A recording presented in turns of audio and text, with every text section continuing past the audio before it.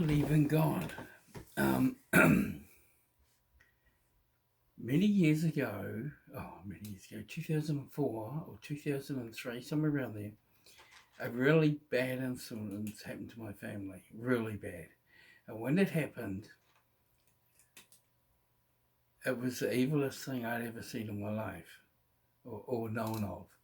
And my mother did seances and things, and I saw tables left with just her and I in the room, and lots of creepy things. She was really into that. Um, when this event happened, I went to bed that night and I thought to myself, well, for that much evil to exist in the world, there must be a good to counter it. That was my logic as an atheist. And therefore the good had to be God. So from that point, I came to the conclusion that God existed, so I started praying to God. And I talked to my children and my family about it. We all knew what happened, and everyone was horrified. And the thing is that I'd gone through decades of fake Christians, fake religious people, read about religious wars, killing and slaughtering all in the name of God. And I'd met some really crazy Christians. And I mean really crazy. They were very strange people. And I didn't want to be like them. So in this kitchen here, I walked up and down. The wife had taken the children to the library, I think, in town, and to get groceries. And so I had about 2 hours, I think, or 3 hours. So I walked up and down the kitchen here, and I said to God, I said, look, I didn't mind finding God because it had to be better than the horrible life I'd had. And there's a cat on my floor here trying to eat out of a can, one of those little wee food cans for cats, and it's moving it around on the floor trying to get the food out. Silly cat. It's not sharp or anything. And so I said to God, I just said, that he had to be a living God. I didn't care if it was a he or she or whatever God was. God had to be a living God. God had to be active in my life.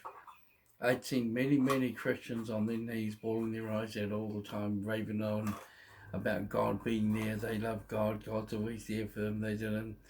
And their lives are absolute misery. And that was not a turn on. I was like, nah, if you're going to be like that, God, forget it. I'd rather say an atheist. So that was fine. I went through that. And then I started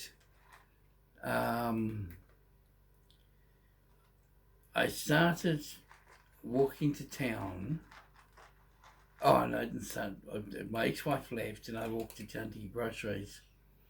And whenever I went to meetings, because I had to go to a lot of meetings after she left because she got us into so much debt, and I had to meet with people, and I was suffering very severe anxiety, very severe, and getting the groceries had me in shakes.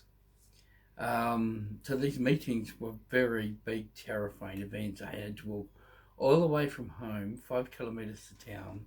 When I got to town, I was a nervous wreck, and then I had to deal with the meeting.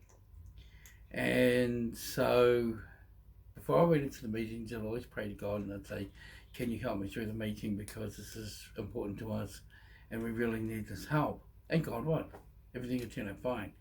First couple of times it happened, I'd be really like, what? I'd walk out thinking, that was bound to be a terrible, it was terrible. And it wasn't. So I was like, okay. And this is how God built my faith in Him. And then there was this, because I had a fear of going over bridges, I had a fear of supermarkets, I had a fear of heights, which I already had. I had agoraphobia. We have a fear of basically anything. It could be anything or everything. And so basically when my ex-wife left, she left me in that undiagnosed chronic depression, I was having suicidal thoughts. The only thing that held me together was the thought that my children needed a good parent to look after them, and my ex-wife was never going to cut it. I mean, she left to give for the single life. She didn't want the kids. So I had to figure out how to deal with that as well. And it wasn't easy, and there was a lot to get through, and a lot of struggle, and a lot of pain and anguish. I knew I had to give up cigarettes because I was told I was going to get emphysema. So there was all sorts of issues that I had to deal with. And I remember walking to town, and every time I got to Maitai Bridge, I had to cross the road there, and it was a very busy area during the day, around lunchtime when I was going to get the groceries. And I'd walk through this alleyway, and I could see the cars going back and forward, and I'd be walking towards the end of the alleyway thinking, oh, I have to wait for the cars. And I didn't like being seen by people. I didn't like attention. Anxiety does that to you. You don't want to be around people. And you're like, I just want to. So I hated standing up there, and my fear also was that someone I knew from the past would stop and want to talk to me. And I didn't want to talk to anybody. I didn't care who they were. I was just so frightened of talking to people. And so I just I'd walk up to the road, and every single time I got to the road, there were no cars. And I'd go, oh, okay, and I'd cross the road, cross the bridge, walk down the other side, and the cars would appear again. And I'd be like, oh.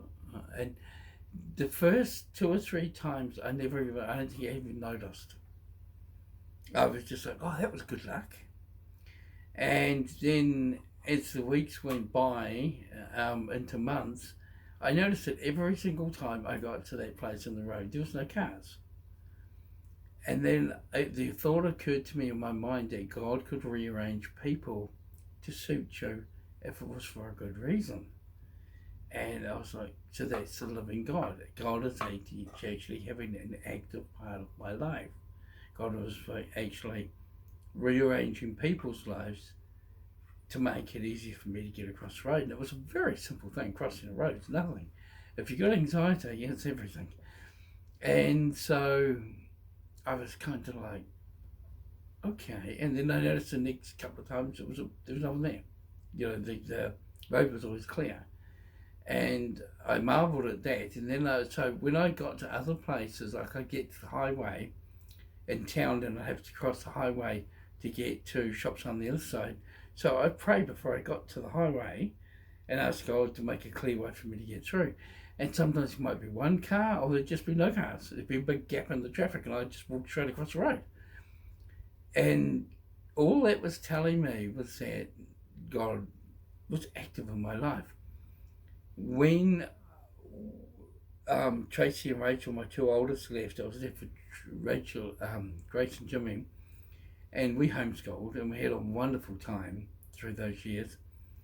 And we needed stuff and to fix up the house, and on a very tight budget, because I was still paying off thousands of dollars in debt on welfare.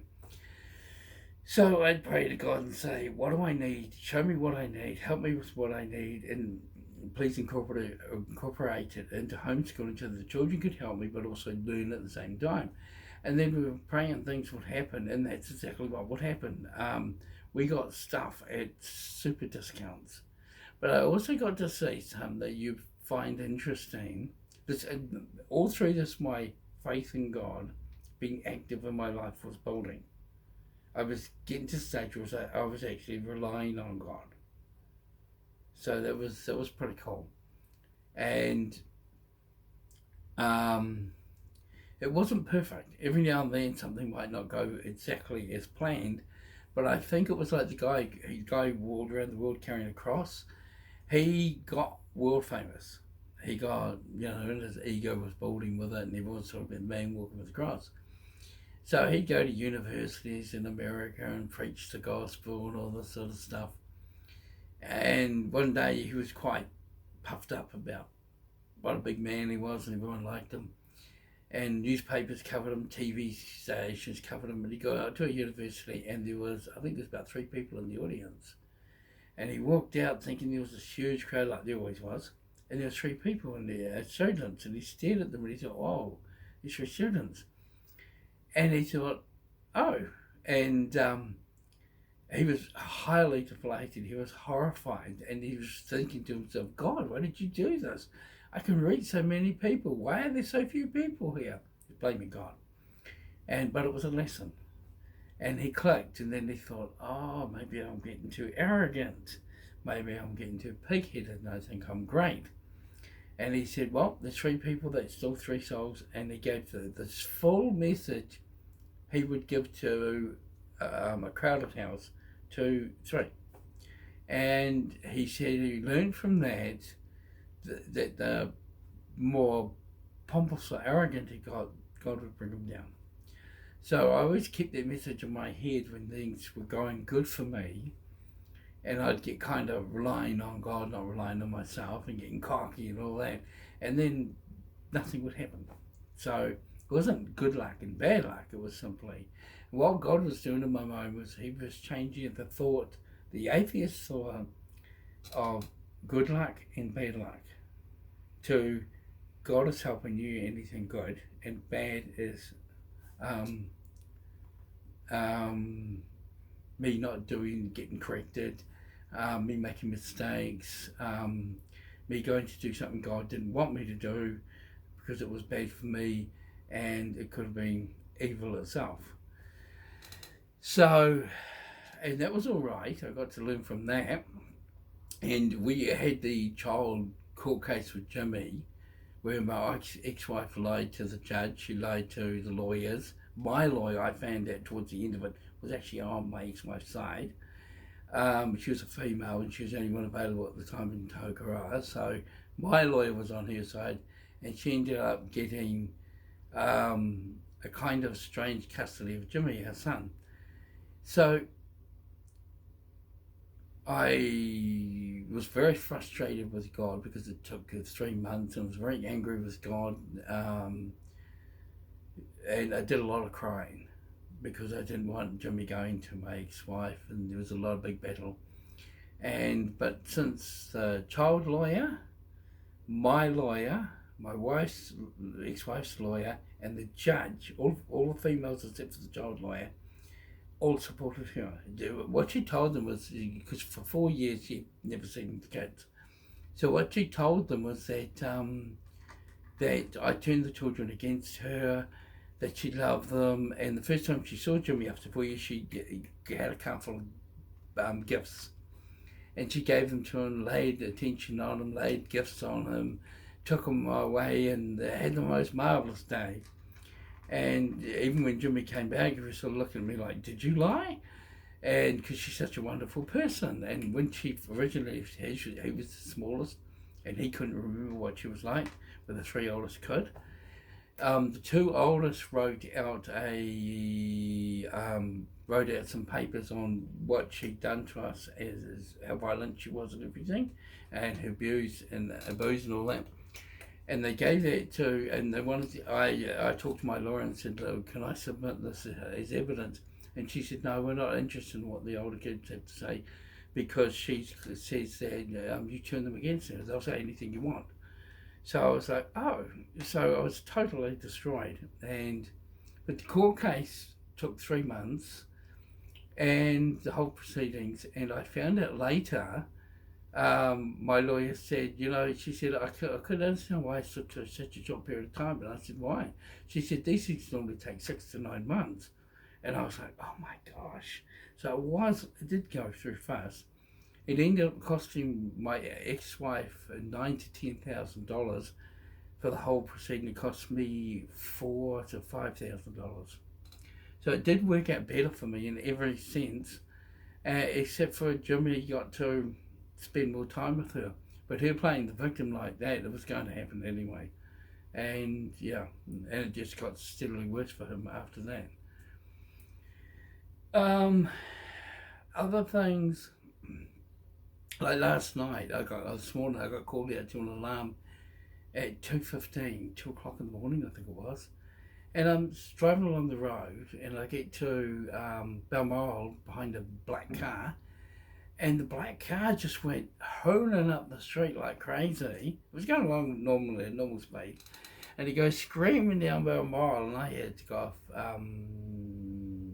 What's that street? Strathmore Drive. I had to go down Strathmore Drive, but I was watching it screaming down the street behind another black, looked like another black vehicle, and I was thinking, oh my gosh.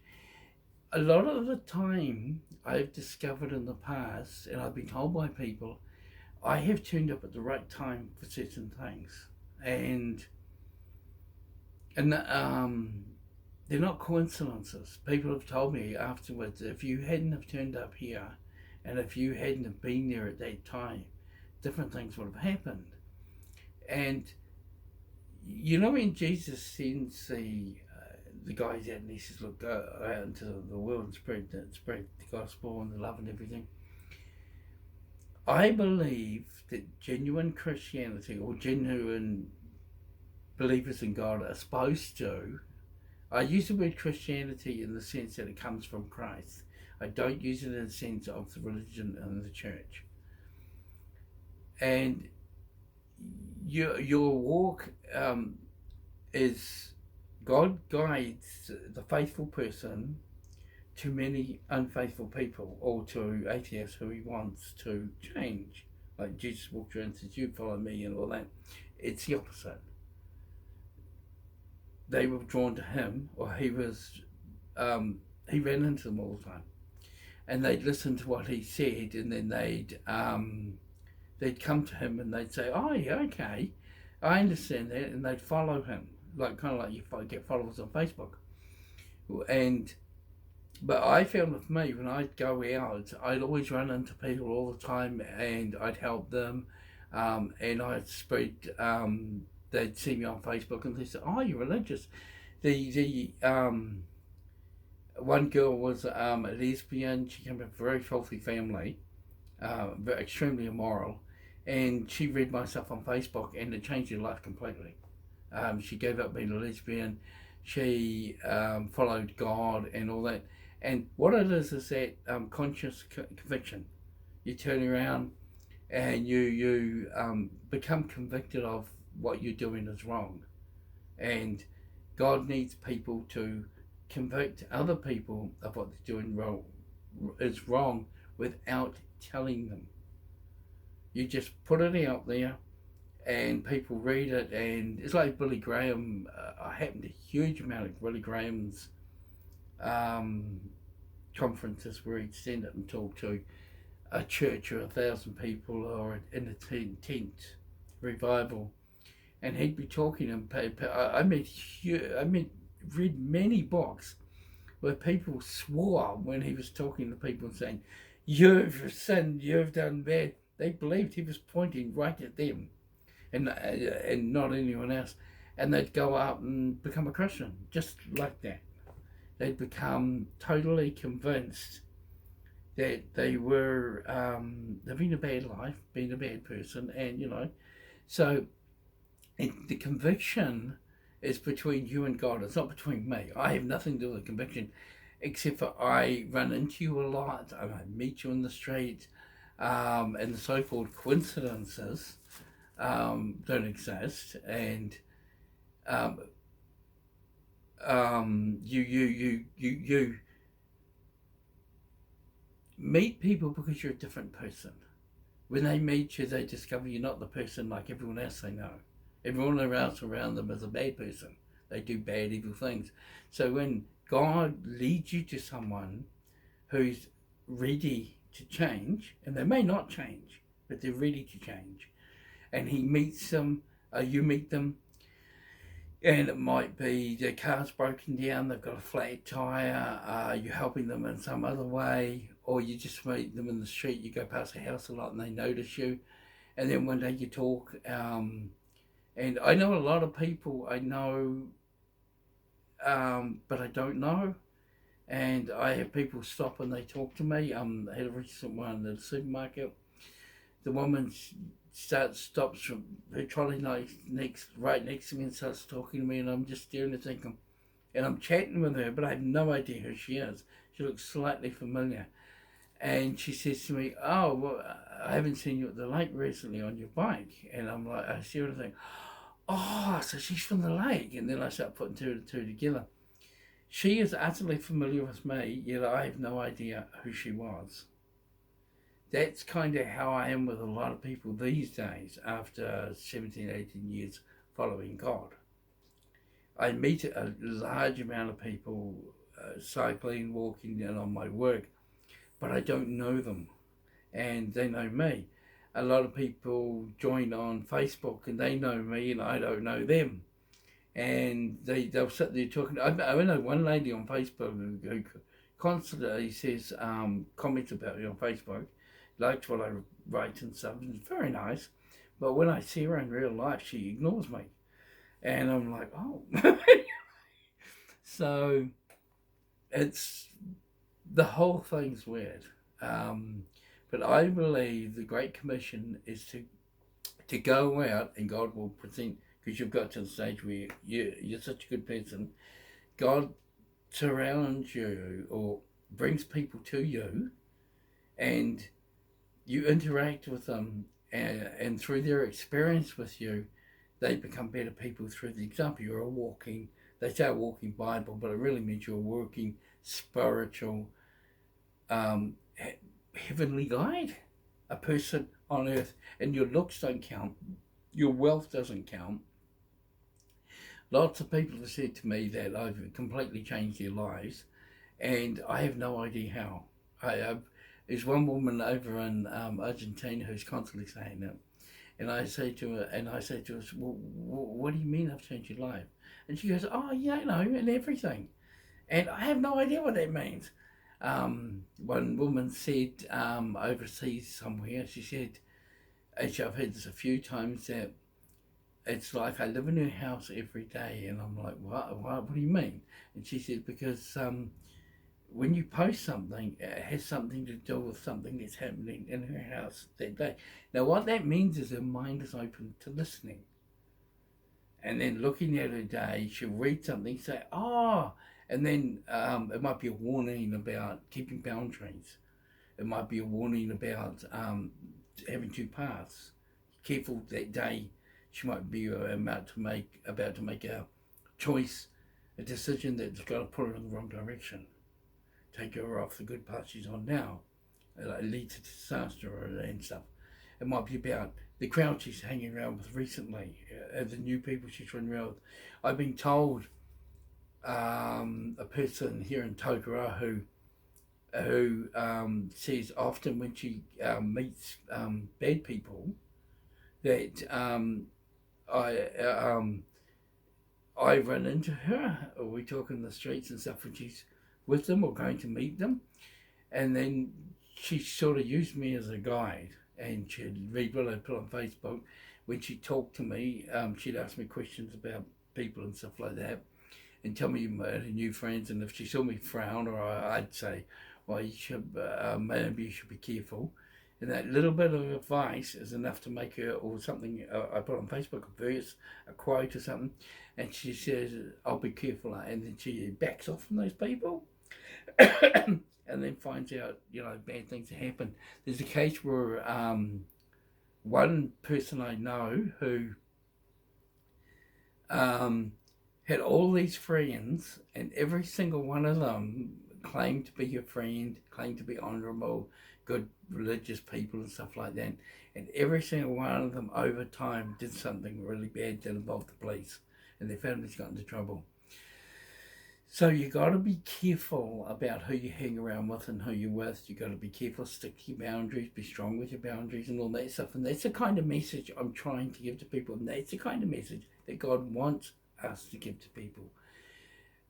You can get young females who read stuff I write about love and think, oh my gosh, he's after me, he's stalking me, he's in love with me, or they fall in love with me. I know young women who fall in love with me, which is ridiculous because they're, too young.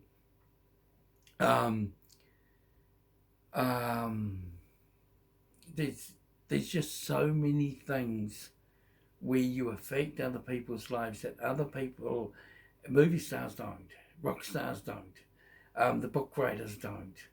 The politicians don't. The heroes of sports don't. They're all immoral, indecent in some way, or and non-family, and all that sort of stuff. So they don't come across as really good people and stuff. And so God needs messages to go out and do that sort of stuff. And that's what I've discovered at this time. That God needs people to go and reach people, to be an example, to be the best example they can. And I will find when I go driving, people will say they saw me in the car and they realised it was me in the security car. And they say, oh my gosh, it's James. And then they'll recall what they read that I put on Facebook that day. And then they'll go, oh yeah. And then they'll look at the people they're with, or the place they're going to, or what they're about to do, or they're thinking about buying or not buying something, and stuff like that. Some kind of advice I put up, and they go, right, I'm not going to do that. And you end up being their kind of guide, and it's a good thing. And eventually they learn to do stuff when their own cat's trying to get out, I think. Yeah, so anyway, I'll leave it at that. Something that came across my mind last night on security was humans like to quickly forget or mentally push aside anything that goes against their atheist doctrines and beliefs. And this is exactly the same for religious people. The religious are people who follow a doctrine written by humans for humans to follow, obey, submit to, while still being atheists and following and submitting to, while praying to God. There's still... See, in order to become a follower of God and to believe in God, you have to put aside all the atheist beliefs. You can live in the world, but not of the world. They talk about the same things, then they take tithes. Then they demand you come to a church building. Then they demand you follow certain rituals. I was always told to learn the verses and follow the verses completely and totally. But when I couldn't do it. I could never do it. I constantly failed at church. And they'd get really angry at me, and the pastor would say, well, you're not trying. And I couldn't do it. And I'd always get one word, and it was all thous, it was King James Bible. And I said, why don't I just learn the essence of it, the lesson? I don't need to know the words, but word for word. Just all I need to know is a lesson. And they couldn't believe it. The rest of the church members, I'm like, is he nuts? He's supposed to learn the verses word for word. You don't. You need to learn the lesson. The lesson of the chapter that the verse is in, or the verse might have something that you got to be careful that it doesn't go out of context and stuff. And other people's interpretations I also learned at church of what the verses mean may not be current to what's happening in your life. So the verse means what it means only to you at that time. A year later it might mean something different to you, but it's you, it's not them. It's not the church. It's not other people's views. It's not other people who've passed human doctrine tests and become pastors and preachers and whatever they are, evangelists. It's about you being, your connection with God. It's between you and God. You are the temple, and God's working through your temple to you and helping you in your life. When you get to such a stage where the world doesn't affect you so much, you're not afraid of death, you're not afraid to die, you're not afraid of other people, then you can reach out and teach other people. God can take you to places where other people are scared. And by going in there, when God protecting you, you can help other people. Another thing with me is, especially on security patrol, I've been sent to various alarms where there's been ram raids, there's been violence, there's been very dangerous people. And I either arrive there just after it happens, or something happens and they leave, or it always works out that I never get hurt. And that's another thing that shows me that God is there guiding and helping me. It's not coincidence. You've got to take the words coincidence and luck and that sort of stuff out of your vocabulary, out of your mind. And then that's what they say thank you to God. Whenever something good happens, even when you sit down and have a good meal, say thank you, God. You don't have to pray, you don't have to do this, you just say it in your mind. Just say, thank you, God. And then you're teaching your mind to realize that all the good things that happen to you come from God, and all the bad things that happen to you come from Satan, evil. But the other thing too is evil can do, a religious person told me this years ago, Evil can do good things to make bad things happen in the future. So you can be seduced by a bad person or a bad family or a bad group of people, and they can seduce you over a long period of time until they do bad. This girl who I know, who's part of the character assassination against me, she has been sucked in by her family, therapists, all people who are part of a criminal group. In the end, they're trying to get her married off to a bad person so bad things can happen to her. So she remains in their group. And because she's been a bit of a wild card for them, they're scared she's going to go to the police and stuff. So you get that kind of situation too. I'm going to write basically a whole book on that sometime in the future. I've worked out a lot of the stuff this criminal group's doing, and obviously other criminal groups do the exact same thing. And it's it's very interesting stuff. But God interferes in your life in all ways at all times, and when you learn to recognize atheism is when you're told everything that God does in divine guidance to guide you in your life for the better of your life. The atheism teaches you that it's luck, it's fate, it's bad luck, it's Murphy's Law, it's just what happens and things like that.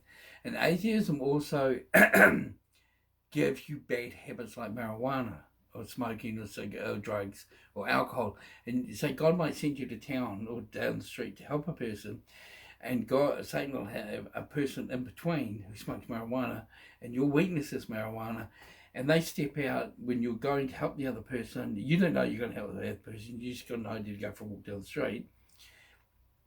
And this other person pops out and says, "Hey, you want a joint, bro?" So you go, "Oh, yeah, I like joints." So you go and have a smoke with them, and then the other person doesn't get helped. So that is why you're not supposed to have weakness as a vessel for God. You're not supposed to smoke, drink, party, hang out with bad people, do drugs. You're supposed to keep your boundaries strong, only be with good people, have a good, clean, decent, moral lifestyle, and therefore you can be used.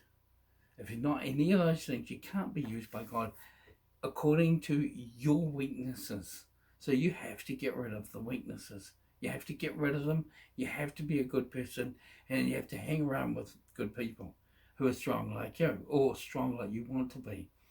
And then that being the case, when they try to, people, guy comes up with a joint and says, "Hey, well, bro, you want to come up for a joint?" You say, "No, no, thank you. I'm going for a walk. I don't do that anymore. That's the past." And you just carry on walking. The other thing for me was becoming a Christian. I gave up alcohol, drugs, or not drugs. I never did drugs. I'm going to do a video on that. I've always hated drugs. Alcohol, women, and cigarettes, and got over my depression, anxiety, and all the things that were driving me crazy in 2004 are all gone. And I can cope now, whereas I couldn't cope back then. So you see, God takes you through all that to make you the stronger person so that you can be of a great help to other people. But if you're going to sit there hanging around with bad people who drink and smoke, so you look at them and you say, do they do any of the things that I pushed out of my boundary? Do they smoke? Do they drink? Do they do drugs? Do they drive dangerously?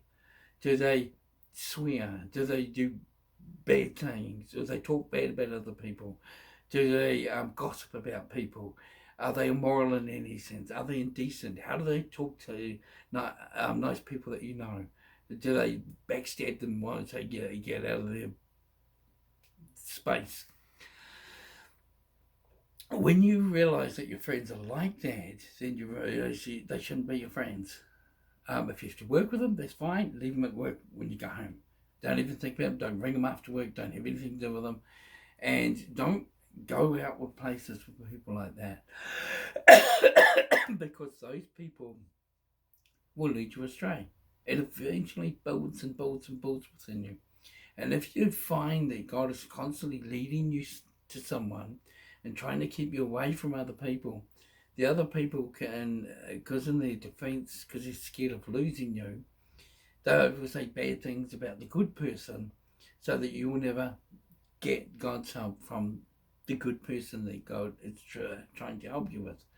It's all up to you to decipher, discern, and figure out who really is on your side, who really is a good person, who really is trying to help you, and who actually loves you and cares for you and has sacrificed for you. It just takes time, but keep trying to be the good person that you are. And if you really want to follow God, and if you really want to believe in God, and if you really want God to be your savior, your help, your guidance, you have to depart from evil or confusing company. And you also depart from the company of people who have proven consistently to fail you. They will constantly tell you that you're the problem, and it's your instinct, your guidance from God, and everything within you that's trying to get you away from them.